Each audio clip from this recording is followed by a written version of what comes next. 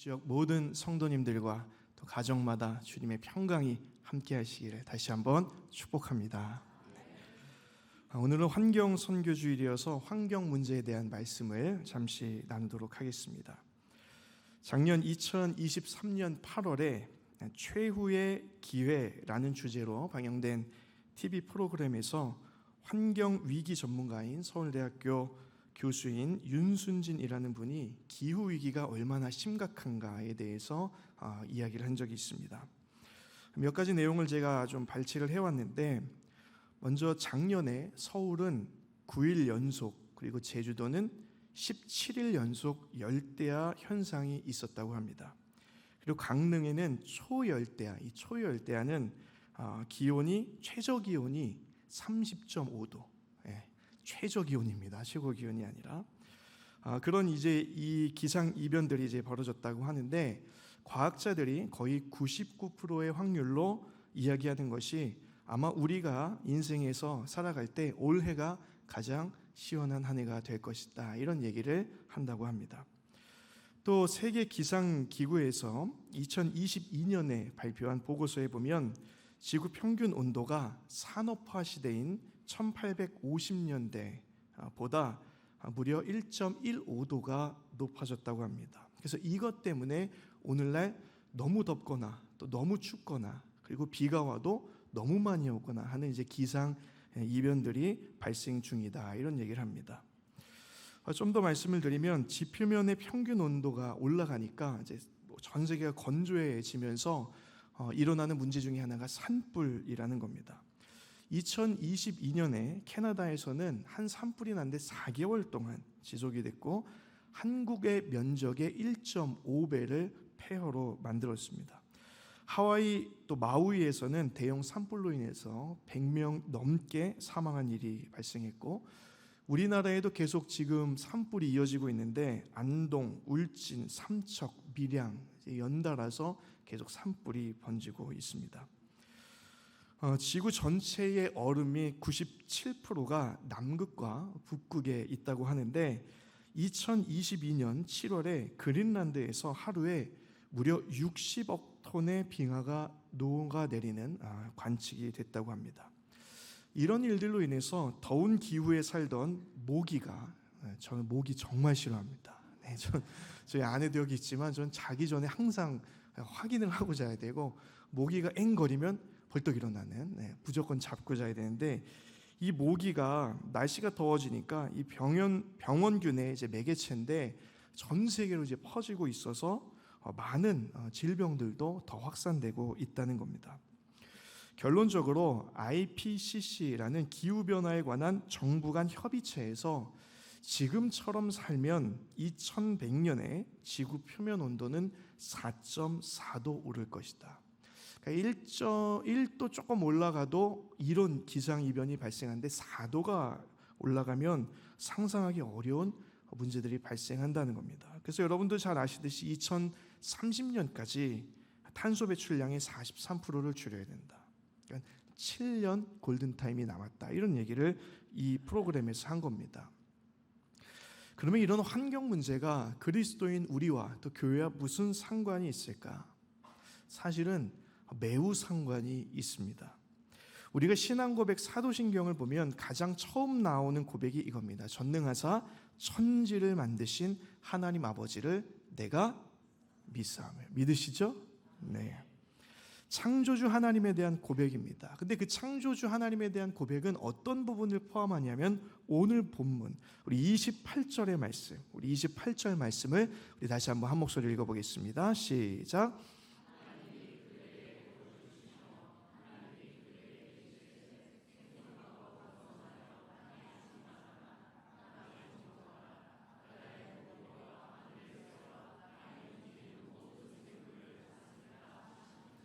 아멘. 창조주 하나님에 대한 고백에 무엇이 포함되어 있느냐 하면, 이 창조 세계를 우리에게 선물로 주셨다는 것까지 포함이 된다는 겁니다.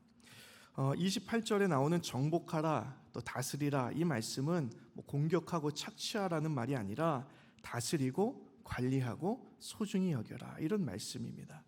그러니까 하나님께서 사람을 창조하시고 가장 먼저 주신 사명이 무엇이냐, 존재의 목적이 무엇이냐, 인간이 이 땅에 창조된 처음의 디자인 이유가 무엇이냐, 이 세상을 다스리고 관리하라는 것입니다.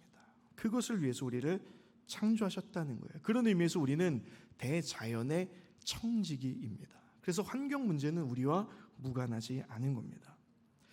그래서 그리스도인들에게 또 교회에 있어서 이 환경 문제는 사명이면서 많은 사역들을 해야 되는 대상이기도 합니다. 그러면 우리는 이런 문제를 어떻게 성경적으로 접근하고 대처해야 되는 것일까? 가장 먼저 첫 번째는 이겁니다. 무엇보다 먼저 우리는 자연 속에서 하나님의 숨결을 찾고 느끼고 감탄을 해야 됩니다. 자연 속에서 하나님의 숨결이 묻어있는 곳곳을 보면서 정말 놀랍다, 이런 감탄을 우리가 회복해야 된다는 것입니다. 자, 오늘 말씀 24절과 25절도 우리 다시 한번 읽어보겠습니다. 24, 25절입니다. 하나님이 이르시되 땅은 생물을 그 종류대로 내되 가축과 기는 것과 땅의 짐승을 종류대로 내라 하시니 그대로 되니라. 하나님이 땅의 짐승을 그 종류대로, 가축을 그 종류대로, 땅에 기는 모든 것을 그 종류대로 만드시니 하나님이 보시기에 좋았더라. 아멘. 이 천지 창조에 대한 기록들을 보면 여섯째 날까지 계속 반복되는 공통점이 두 가지 있습니다. 첫 번째는 하나님이 말씀으로 창조하셨다는 것이고, 두 번째는 모든 것을 만들고 보시기에 좋았다. 감사합니다. 네, 좋았다, 이렇게 말씀하셨다는 거예요. 자, 하나님의 말씀으로 창조하셨다는 것은 하나님의 호흡이 담겨 있다는 것입니다. 그래서 그 호흡이 담긴 하나하나가 하나님 보시기에 하나님의 형상을 다 담고 있고 그 하나하나에 하나님을 드러내고 있어서 하나님 자신이 너무 좋았다는 거예요. 그런데 그 모든 일들을 너무 좋았다 하신 다음에 하나님이 곧바로 하신 일이 있습니다. 너무 좋으셔서 하신 일이 있어요. 그게 뭐냐? 오늘 26절입니다. 자, 26절도 함께 읽겠습니다. 하나님이 이르시되 우리의 형상을 따라 우리의 모양대로 우리가 사람을 만들고 그들로 바다의 물고기와 하늘의 새와 가축과 온 땅과 땅에 기는 모든 것을 다스리게 하자 하시고. 자, 하나님이 이 시점에서 사람을 창조하신 겁니다. 맥락에서 보면 보시기에 좋았더라, 그리고 사람을 창조하신 겁니다. 그러니까 사람을 창조하신 이유가 무엇이냐? 함께 그것들을 보고 감탄하고 함께 기뻐하고 그 하나하나에 담긴 하나님의 숨결을 보면서 교제하고 하나님을 찬양하도록 사람을 만드셨다는 거예요. 여러분, 사랑하는 사람과 좋은 것을 나누고 싶지 않으십니까? 그렇죠? 그래서 하나님이 같이 나누고 싶어서 사람을 만들었다는 거예요. 무엇을 나누고 싶어서? 자연의 아름다움을 함께 나누고 싶어서. 그래서 인간이 가장 아름다울 때가 무엇이냐? 인간이 가장 행복할 때가 어느 때냐? 그것은 이 세상 곳곳에 부러져 있는 하나님의 숨결을 보고 기뻐하고 감탄하고 하나님을 찬양할 때 우리는 가장 행복할 수 있다는 것입니다. 영국의 생물학자인 J.B.S. 홀데인이라는 사람이 지구에 놀랍도록 많은 수의 딱정벌레가 있다라고 얘기하면서 아주 재밌는 말을 남겼어요. 이런 말을 남겼습니다. 만약 창조주가 존재한다면 그분은 지나칠 정도로 딱정벌레를 좋아하시는 분이다, 이렇게 얘기했습니다. 왜냐하면 그 근거가 이분이 이걸 연구하는 분이거든요. 근데 딱정벌레의 종류가 35만 종 정도 된답니다. 징그러우세요? 징그럽죠? 35만 종이나 되는 게 있다는 거예요. 근데 여러분 잘 생각해 보십시오. 오늘 말씀에 보면 종류대로 하나님께서 이 세상에 만물을 만드셨다고 나와요. 그런데 이건 이렇게 만들고 끝나는 게 아니라 이건 조금 변형해 볼까? 이건 이렇게 만들어 볼까? 계속 하나님이 다 디자인해서 만드셨다는 거예요. 즉 자연 만물에는 하나님이 그냥 이렇게 되라 대충 만든 게 아니라 그것도 하나 비틀어서 야, 이거 나중에 누가 보면 행복하겠다, 누가 참 보면 재밌어 하겠다, 이런 마음을 가지고 하나하나를 딱정벌레만 35만 종을 만드신 거예요. 그만큼 같이 누리고 즐기고 놀라워하도록 이 세상 만물을 창조하셨다는 겁니다. 그래서 우리가 환경 문제에 있어서 가장 먼저 접근해야 될 첫 번째 태도가 무엇이냐? 자연을 보고 놀라는 것을 회복하는 거예요. 여러분, 빌딩 숲에만 있지 마시고 많이 나가시기 바랍니다. 주일은 빼고. 주일, 요즘 주일도 많이 나가시는데 주일은 말씀 예배 드리시고 예배 드리신 다음에 나가세요. 그래서 감탄하시고 이 정도구나, 하나님이 참 자연을 아름답게 만드셨구나, 이렇게 놀라셨으면 좋겠어요. 우리가 자주 부르는 찬송가 중에 478장 참 아름다워라 라는 찬양이 있죠. 그 1절 가사가 이렇게 되어 있습니다. 참 아름다워라 주님의 세계는 저 솔로몬의 옷보다 더 고운 백합화, 주 찬송하는 듯 저 맑은 새소리, 내 아버지의 지으신 그 솜씨 깊도다. 네. 이 감탄을 회복할 수 있는 저 여러분 되기를 축복합니다.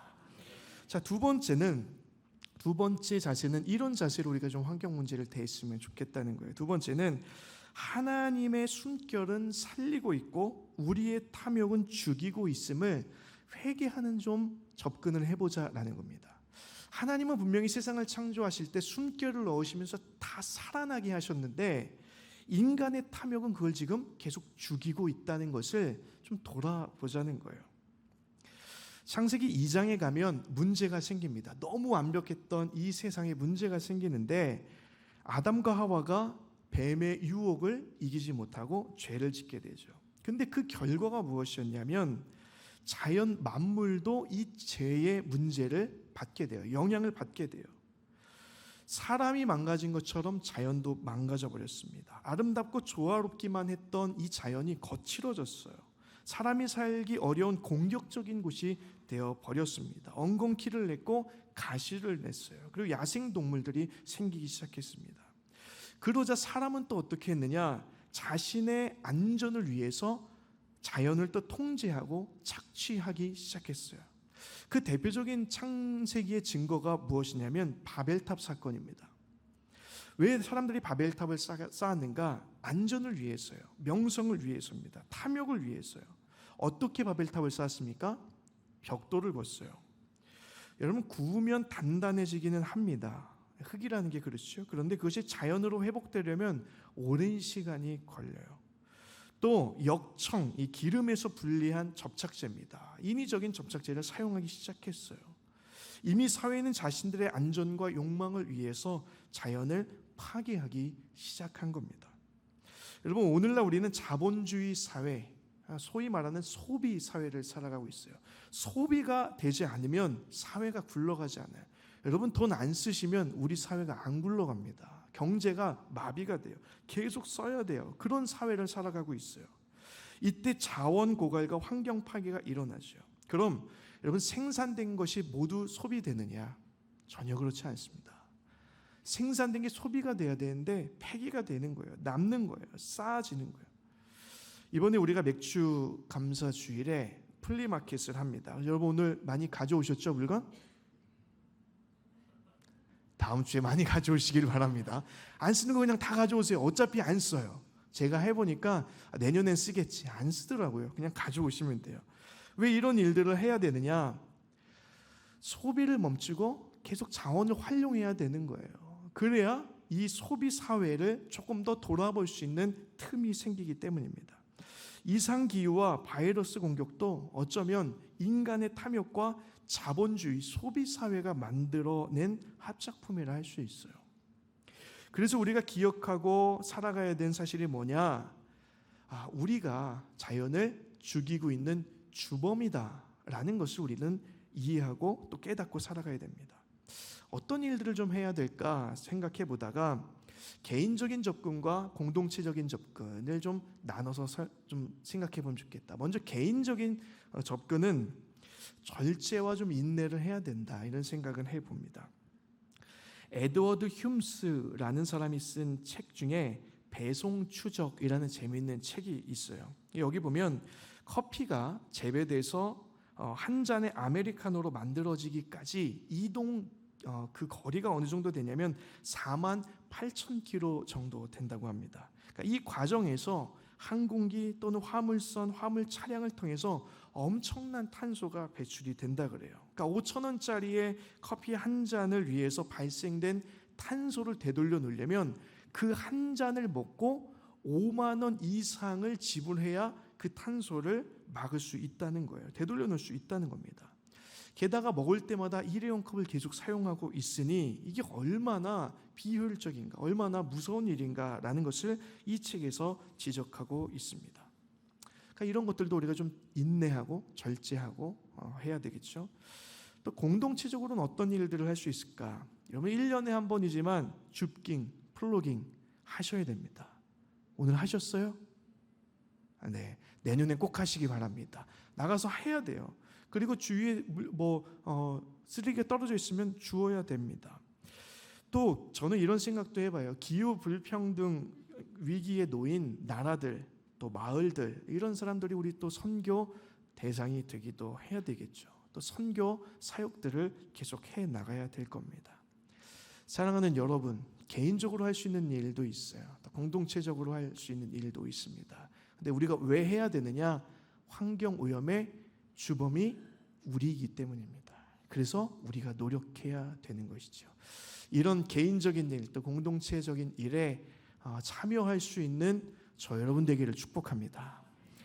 마지막 이제 세 번째예요. 세 번째는 왜 우리가 환경 문제에 도전하고 접근해야 되는가?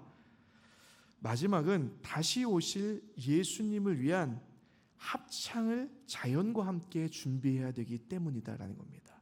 마지막 주님이 오시면 우리가 대합창, 찬양과 영광을 올려드려야 되는데 우리만 하는 게 아니라 자연과 함께 이 모든 일을 준비해야 되기 때문이라는 거예요. 자, 오늘 28절의 말씀 우리 다시 한 번만 읽어보겠습니다. 졸려오실 수 있는 시간이니까 우리 눈을 번쩍 뜨고 28절 함께 읽겠습니다. 시작.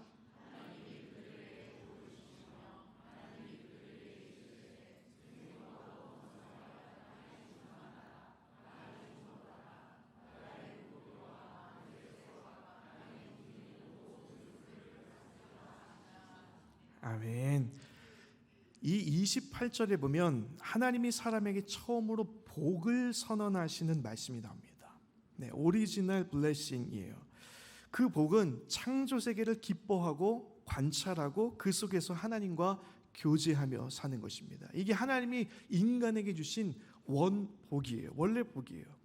그런데 창세기 2장으로 넘어가면 이 아름다움과 기쁨을 우리 죄 때문에 다 망쳐버립니다.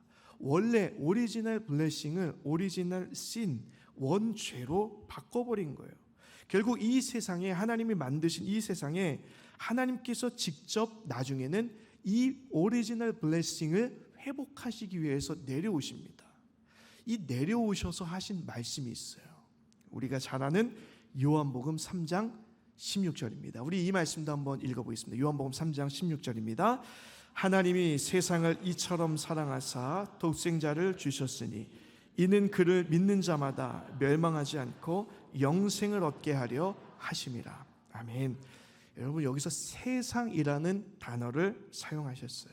세상, 사람뿐만 아니라 창조하신 그 모든 세상을 구원하시기 위해서 주님이 오셨다는 것입니다.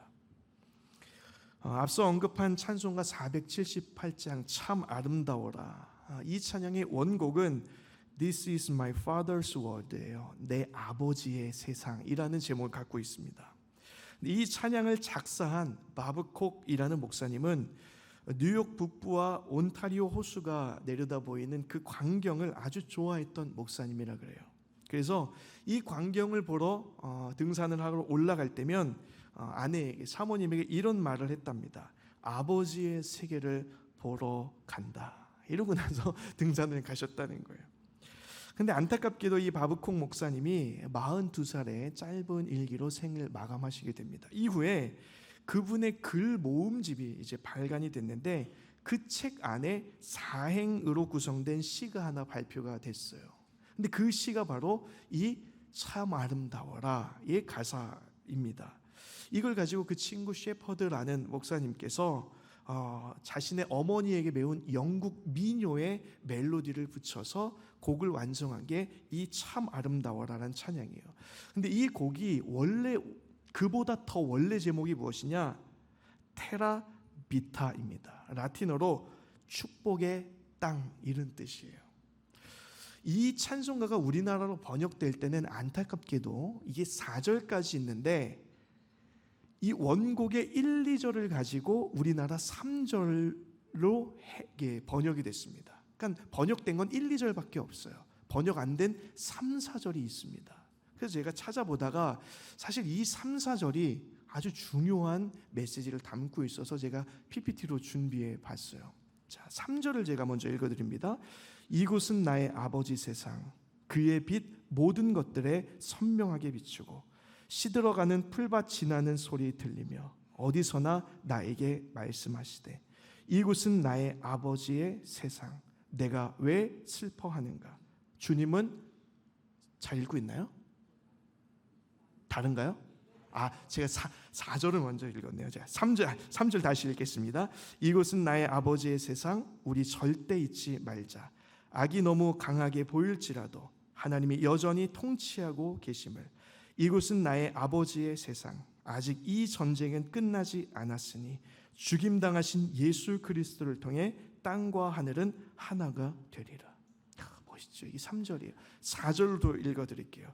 이곳은 나의 아버지의 세상, 그의 빛 모든 것들에 선명하게 비추고 시들어가는 풀밭 지나는 소리 들리며 어디서나 나에게 말씀하시네. 이곳은 나의 아버지의 세상, 왜 내가 슬퍼해야 하는가? 주님은 왕이시니 하늘이 울리고 하나님은 다스리시고 땅은 기뻐하리라. 네.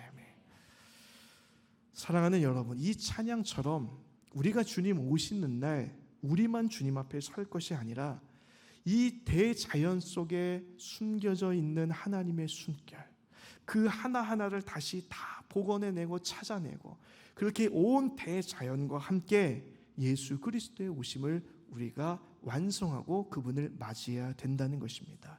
그 대합창을 우리가 준비할 때 환경 문제, 또 이 환경 선교는 계속 해 나가야 되는 것이죠. 말씀을 마무리하겠습니다. 여러분, 자연 속에서 하나님의 숨결을 찾고 느끼고 감탄하며 사시기를 축복합니다. 그리고 하나님의 숨결은 늘 살리세요. 그러나 우리의 탐욕이 늘 죽여가고 있습니다. 그 사실을 우리가 기억하면서 절제와 또 인내와 또 교회 공동체적인 환경 사역에 참여하시는 저 여러분 되기를 축복합니다. 무엇보다 다시 오실 주님을 우리가 기대할 때 자연과 함께 대합창을 만들어 갈 수 있는 저 여러분 되기를 축복합니다. 오늘은 제가 기도로 마무리하지 않고 이 찬양을 담은 영상을 하나 준비했습니다. 여러분들 이 찬양 마음으로 함께 하시는데 죄송하다는 말씀 드릴게요. 영어로 되어 있습니다. 근데 여러분들 수준이 다 되시니까 오랜만에 자연 환경 선교 주일인데 자연에 대한 영상과 또 찬양에 대한 한 4분 정도 되는 영상입니다. 함께 한 마음으로 영상 보시면서 찬양하는 것으로 말씀을 마치겠습니다.